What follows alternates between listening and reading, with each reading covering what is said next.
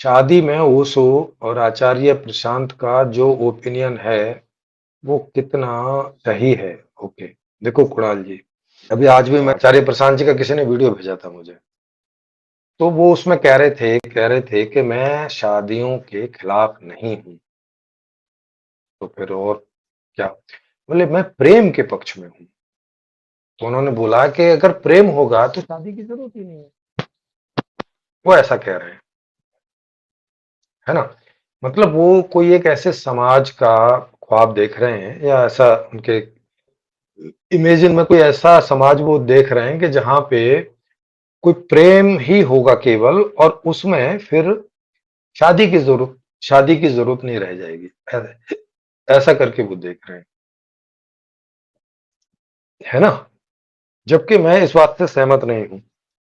शादी एक अलग बात है। शादी है पारिवारिक प्रकार के सुखों को प्राप्त करने के लिए। शादी जो एक संस्था बनाई है, कभी वो इसी बात के लिए बनाई है। अभी तक वो सुचारू रूप से नहीं चलती है। उसकी वजह है कि अभी बहुत अच्छे ढंग से उसका स्थापना नहीं हुई है अभी उसकी।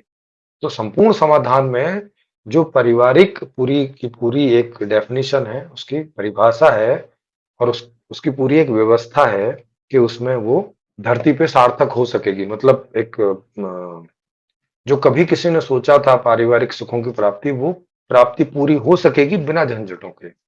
अभी झंझट है, तो शायद आचार्य प्रशांत जी उन झंझटों का कोई समाधान नहीं ढूंढ पाए हैं। तो वो ऐसा सोचते हैं, क्योंकि झंझट कौन चाहता है अपने जीवन में, या किसी के भी जीवन में कोई नहीं चाहता। आचार्य प्रशांत जी भी नहीं चाहते होंगे। तो उन्हें ऐसा लगता है कि शादी करना और झंझट से दूर रहना ये संभव नहीं है ना? ऐसा करके वो नहीं देख पा रहे। अब वही ओशो की बात थी, ओशो को भी ऐसा ही लगता था। लेकिन ये स्टेटमेंट मैं उनकी तरफ से ऐसे बदल रहा हूं कि नहीं, शादी भी पूर्ण रूपेण सुख सुख से जी जा सकती है, अगर व्यवस्था की जाए तो। व्यवस्था के बारे में वो सोच नहीं रहे। उसने भी कोई बहुत नहीं सोचा, और आचार्य प्रशांत जी तो ऐसा कुछ खास सोच नहीं रहे।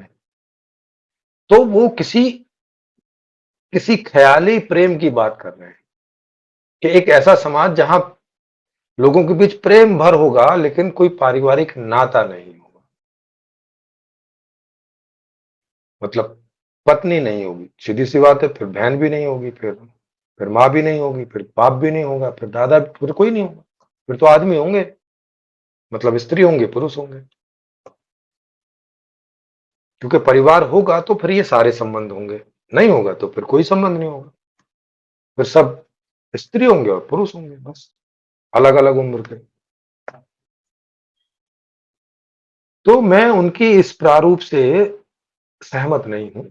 परिवार होगा, पूरी तरह से सुखी होगा, पूरी तरह से प्रेममय होगा, लेकिन उसके लिए व्यवस्था की जरूरत है, एक सही अच्छी व्यवस्था की जरूरत है।